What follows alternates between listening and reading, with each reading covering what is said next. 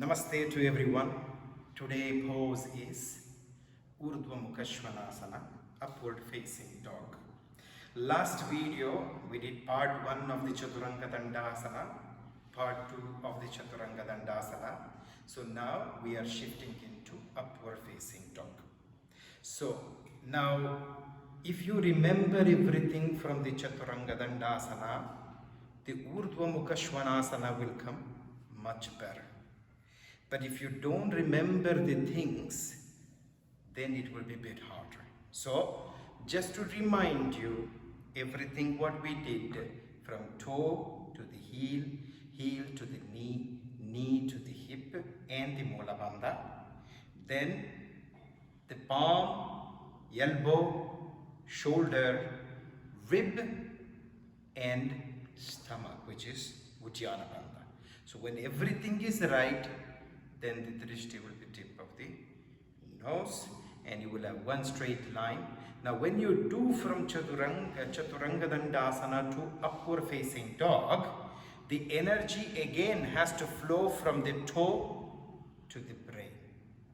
So when you do Chaturanga Dandasana, usually what people do, when they roll their toe, they intend to put their heel out, which we're gonna demonstrate and show you how people do, and that's what you usually do, and how you clear these things. Okay, so when you roll the toe, they always roll it to the ankle. So you never should do that. You should always roll properly the energy from toe to the brain, which we're gonna demonstrate slowly. What to be done, what not to be done, both of them we're gonna show you until the energy flows from the toe to the brain. So what you guys need to observe now when we are demonstrating, when people are having the toe pressing on the floor in the chaturanga just before they go to the upward facing dog, how do they roll the toe is important. Some people will flip, some people will roll. The rolling is right, the flipping is not right. We're going to show you both examples. So this way you get to know what is right and how it happens and what is wrong and how it happens. So when you flip, what happens? That's not right. When you roll, usually people roll to the ankle.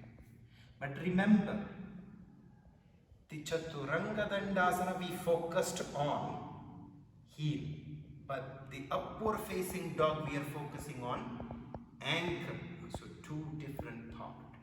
So try and see. The first important point is that later we connect everything together. The Chaturanga Dandasana, when people roll, they don't roll, so they flip. They flip like this. That's not right. From the Chaturanga Dandasana, there is other people which they roll, but they go to the ankle. They put the energy to the ankle, which is not good. The ankle should be one line like that. So this way, the weight goes to the top of the feet, and still you are in the air when you do the upward facing dog.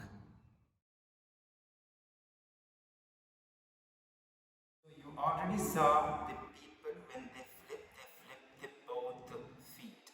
Now you're gonna be seeing the people who flip each leg individually. Now like this, one leg flipping, one leg. This is also wrong. You shouldn't be doing this because you see the energy is stuck in your ankle. It is going to the side, which it should be in the middle like that. That gives the full power into your Mola Bandha. So we're going to show this again how to do proper. So in the Chaturanga Dandasana, when they roll their toe, they roll it to the ankle like this. Like this. So when they roll, the energy gets stuck in the ankle. So it never moves. So when you roll, if you roll straight, you will have an amazing rolling into your Mula Bandha. In Chaturanga Dandasana, people will get to work this part of the toe. In the upward facing dog, people will get the work on this part of the toe. In the transition between the Chaturanga Dandasana upward dog, they will have all their action will be done in a proper way. That is what we are trying to show you. Once they learn the energy flowing by rolling the toe to not to get stuck the energy in the ankle. If you don't get the energy stuck in the ankle, the energy will flow from toe to the knee to the hip.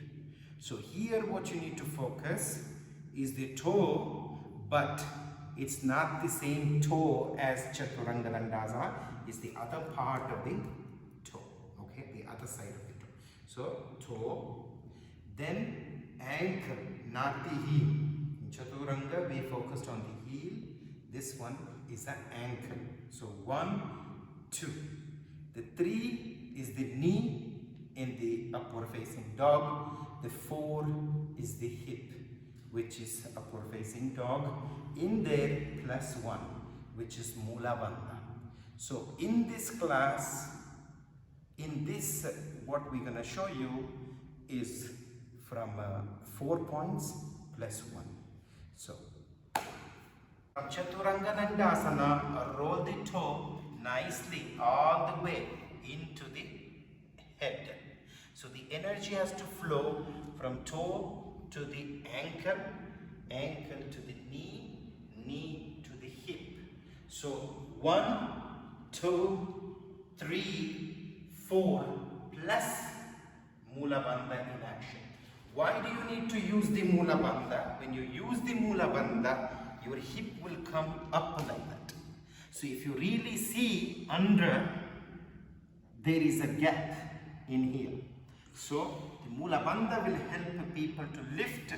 Then the knee will help them to lift all the way their body, and the toe will get the basement, which will be on the floor, lifting everything all the way into the top.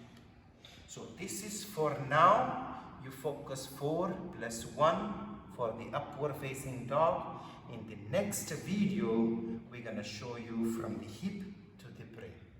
So until now, just focus part by part, because if you focus everything together, it is impossible to understand or to put that information into your practice. So my suggestion is take 1 week just doing this one, next week adding some more things. So in now what we are going to show you, what we just showed you was just focusing the lower part, which is 4 + 1 point you need to focus. So toe, ankle, knee and hip with the Mula Bandha. So this is all you need to focus for a halfway to get right your upward facing dog. And stay tuned, wait until the next video. There will be upward dog part 2 will be there.